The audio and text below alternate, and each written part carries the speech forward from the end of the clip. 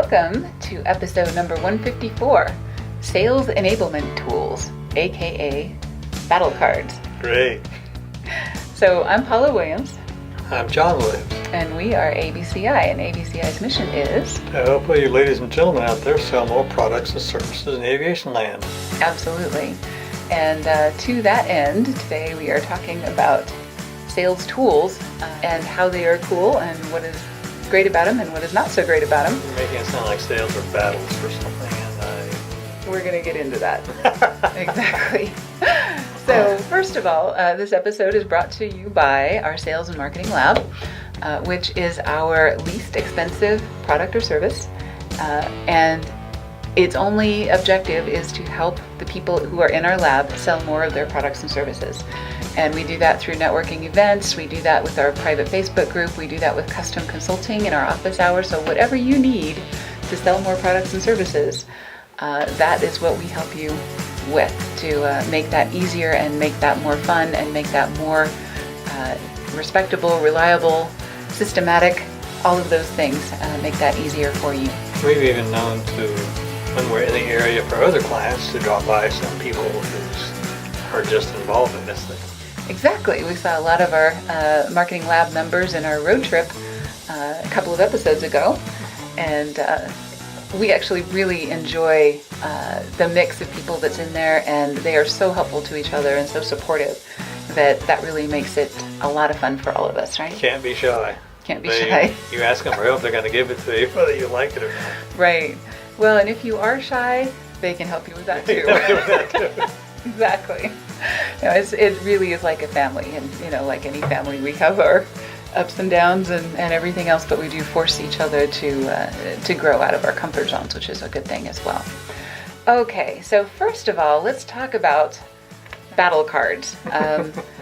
I think probably anybody in a younger generation is probably more familiar with this than John and I are. Actually, I'm pretty familiar because I have kids. But we have kids. We do have kids.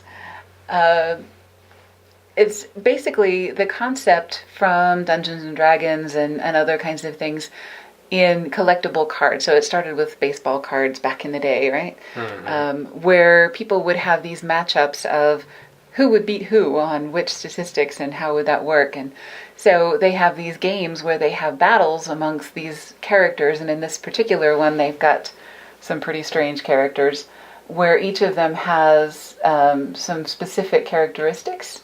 And so then they roll dice or whatever to figure out who would win in a particular battle, right? Mm-hmm. So that's the philosophy of battle cards. And I recently ran across a company called Crayon.io. They do a lot of market research and other things. And they had created a bunch of battle card templates for salespeople. And my first thought is, this is a terrible idea. And my second thought was, this is a great idea. Right? Of course it was. So we're going to talk about how great an idea this is, and then about how terrible an idea this is, and then we'll talk about 3 battle cards that you absolutely have to have. Sound fair? I don't know about fair, but it's going to be interesting. Okay, well, you don't have a choice because I wrote this episode, so there we go. Okay, so 3 great things about battle cards and 3 great reasons that they are fantastic for salespeople is because most of the salespeople that we know don't like to spend a lot of time in the books. They like to spend a lot of time in front of customers. So if they have something that is simple, easy to understand, coordinated with everybody else in the group so that you are all singing from the same sheet of music, if you have thought through a lot of the things that should go on your battle cards in a way that makes it super easy for your salespeople, then that is a wonderful thing. They're concise, they're easy to understand, they're graphic and visual. So, these may be things that you share with customers, but really what we're talking about today are sales tools, right? Mm-hmm. Exactly. Something that your sales guys can keep in their pocket and have memorized what's on these battle cards and know exactly what they're talking about all the time. So that is what is so cool about battle cards, right? Okay. You with me so far? Now I'm always with you. I like that about you. So this is what is not so cool about battle cards, right? Sales is not a battle. Thing exactly. Number 1. you and the customer should be on the same side. And what a lot of salespeople do, which drives me absolutely crazy, is they are listening with the intent of playing their card, right? And if you've seen kids play with battle cards, you know that's how they do it. They're slapping cards down faster than you can even see, because this one wins over that one and this one wins over that one, and they're just slapping cards down on the table. Sales is not slapping your cards down on the table. Sales is about listening very carefully. Exactly, and saying, I think I can help you with that problem with this product or service. Exactly. So if you find that sales cards is contributing to a culture of slapping your customers, literally or figuratively, not providing them time and room to fully develop their arguments and their objections and other things, then these can do more harm than good. So that's the concern that I have about presenting sales enablement tools. And now I have an even bigger concern about it since they're being presented as battle cards, right? But I do love the idea of having something that is simple and concise and easy, right? Yeah, well, I mean, even in my business consulting, I sometimes end up consulting on sales. And when I explain it, people see how easy it is, and they go try it, and it works. They just about fall over. Absolutely. And they can be helpful, but there is no substitute for role-playing. There is no substitute for empathy. There is no substitute for being a mature, grown-up adult in the room with your customer and making sure that you fully understand their situation and they do not feel like you're an opponent, right? Exactly. And in some cases and in one case where I was consulting with a client on my business side, and he's talking to me about trying to negotiate the price. He said, you know what? In this particular individual's case, told him, you know what? You can find them somebody else to do the job cheaper if they're willing to accept the ramifications of that. And he tried that. It worked. He got the client. Yep, absolutely. So price was not the most important thing to that customer. No, not at all. And in fact, he told them that we were probably 3 to 4 times more expensive than the closest competitor. Right. Exactly. So, and I will tell you, if I am in the room with the salesperson who is slapping down battle cards on me, however you define that, countering every argument before I get it fully out of my mouth, they are not going to get very far. And I don't care if they logically win. I'm not doing business with somebody who behaves in that way. Exactly. Right? Okay. So that's the caveat. That said, here are 3 battle cards that you should have in your wallet, right? Okay. Or at least virtually in your brain. Key facts, a feature comparison, and an objection analysis, right? Okay. And these can be a single sheet of paper that is really well formatted and very concise and very well thought out. The more graphic and cool you can make this, the more effective it will be, because the better your sales folks are going to be able to remember this when they're sitting across the table from someone. Right. So it is worth, even though these are internal documents, they're intended to be internal documents, it is worth investing in some good graphic design for these, which is usually not the case, but in this case, that is true. It's easier to remember graphics than words on paper. Exactly. All right, so your key facts card should have some key statistics on it. Key facts, exactly. About your company. How long have you been in business? How many of these things have you produced? How many complaints have you had? How have you resolved them? What is your rank on Google reviews or anything else? Who are your major success stories? Who have you worked with that is really pleased with your work? Who are your main customers? Who are your main competitors? And what are the key differences between you and them? If you know these things, and if you know the expectations that people should have for installing your product or using your service or whatever, those are the key things that people should have front of mind when they're visiting with the customer. So This is really number 1, right? Battle card 1. Okay. And if you can make this narrow this down and put a lot of thought into boiling this down from all of the things you want your salespeople to know into one page of facts that they cannot get wrong. I think that really goes a long way toward, number one, prioritizing what you want your salespeople to know and focus on and do, and secondly, making sure that they are consistently on the same sheet of music, right? Yes. Makes your company look more honest also, because they could ask any of your salespeople the same question and get the same answer. And not just your salespeople, your customer service folks should also be familiar with these too. All right, so feature comparison, what goes on there, right? Key features, right? What are the key features of your product or service? And who are your main competitors, and how do those things stack up? And usually this is in a nice table. And we have a template that we're using with our marketing lab this month that we're walking through with each of our clients to help them develop, here are the list of key features of our product or service. Here are our main competitors, and here's how we stack up. Make sure the key features are indeed features. Indeed features, exactly.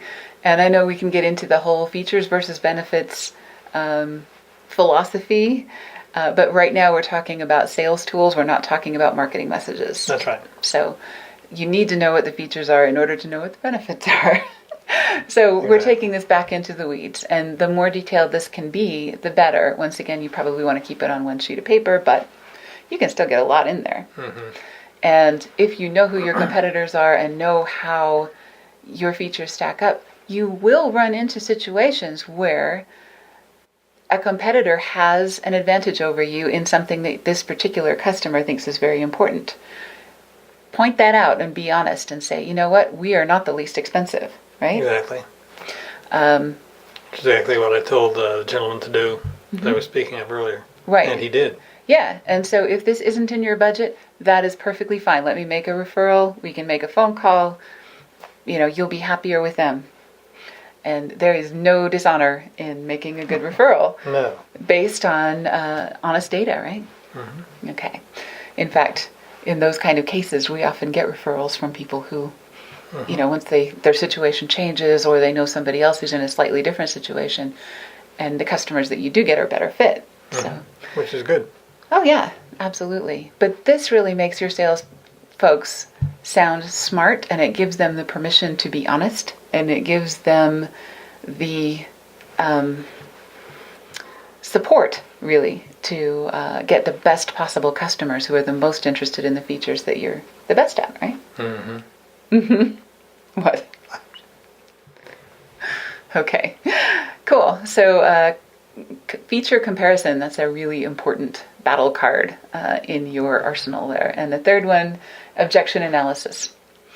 And this is the piece that I am the most worried about, that people are going to misuse or abuse.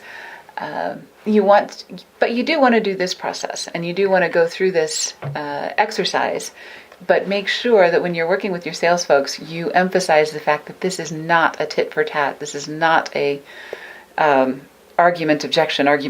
This is not a high school debate class, right? Right. Okay. So, but you do want to brainstorm the top 5 or 10 objections that customers come up with and involve your sales folks in this conversation. And then make sure you have a really deep understanding of that objection. So in some cases, people will tell you the problem is when it's not really price, it's that they don't understand your product yet. Exactly. They think it's more difficult than it appears to be, and so they'll just tell you it's too expensive. Or they don't understand what all it does and what all it replaces, so they will tell you it's too expensive when that's not really the objection. Or if it's a service, they'll tell you the same thing. Exactly. Or, they may say, so-and-so has a better product. Okay, well, what do they mean by better? You want to drill down on that and figure out what they mean, so that you know exactly what they're talking about. And then you want to come up with some of the methods to counter it or not. Once again, there's no dishonor in conceding a point, right? Sure. Get to a point where you're right. That is better than what we have. But then you go on. Right. Hit the other points yours is better at. Excuse me, that yours is better at. And you may find that customer is a better fit for someone else, or you may find that feature is not that important to that customer compared to the other features you have. Exactly. Right. Okay. So top 5 or 10 objections, a deep understanding of those objections, and then some methods to counter those objections. And this is where like the Sandler sales textbooks are really, really strong. They can come up with some really good, help you come up with some really good logical questions to ask to really drill down on those objections and find ways to counter them. And if you document those in one sheet of paper, once again, really, really graphically illustrated and easy to remember, then your sales folks will have those in their back pockets. It will make them feel a lot more comfortable, and the more comfortable your salespeople are, the better job they'll do, right? Exactly. Okay. Cool. So, once again, 3 battle cards that you should have in your deck. Key facts about your company, product, or service. Feature comparisons for each of your products, really. Each of your, if you have more than one product, you probably have a card for each. And objection analysis. Very important to have those really well thought out. And the better those documents are, the better your sales team is going to do, because they'll remember it, they'll be comfortable with it, they'll be really well versed in it. When you change something, you change your cards. Make sure you redistribute those cards. Oh, yeah. And that's a really good way to make sure that all of your folks are on the same sheet of music. Yep. Okay, so once again, this episode is brought to you by our Sales and Marketing Lab. This is the best $279 a month you could ever spend on marketing, because we really drill down into here's what's missing from your sales or marketing picture, and here's how we can overcome that using the resources and strengths that you have and preferences and everything else. You get an hour with us once a month. Yep. Which otherwise would probably be prohibitively expensive. Exactly. But we devote that time to our marketing lab because these are folks that we have the evil intention of growing to the point where they're using our other products and services. So, we can rebuild your website, and we can do trade shows for you. We can do advertising in those major magazines and other things that are maybe now prohibitively expensive, but start in our lab and grow out of it. That's the intention. All right, so we do free 30-minute consultations. Go to our website, push the button for Talk With Us, and pick any 30 minutes that's convenient for you, and we'll talk with you about how we can help you with your sales and marketing issues. Thanks for joining us, and have a great week. We'll see you next time.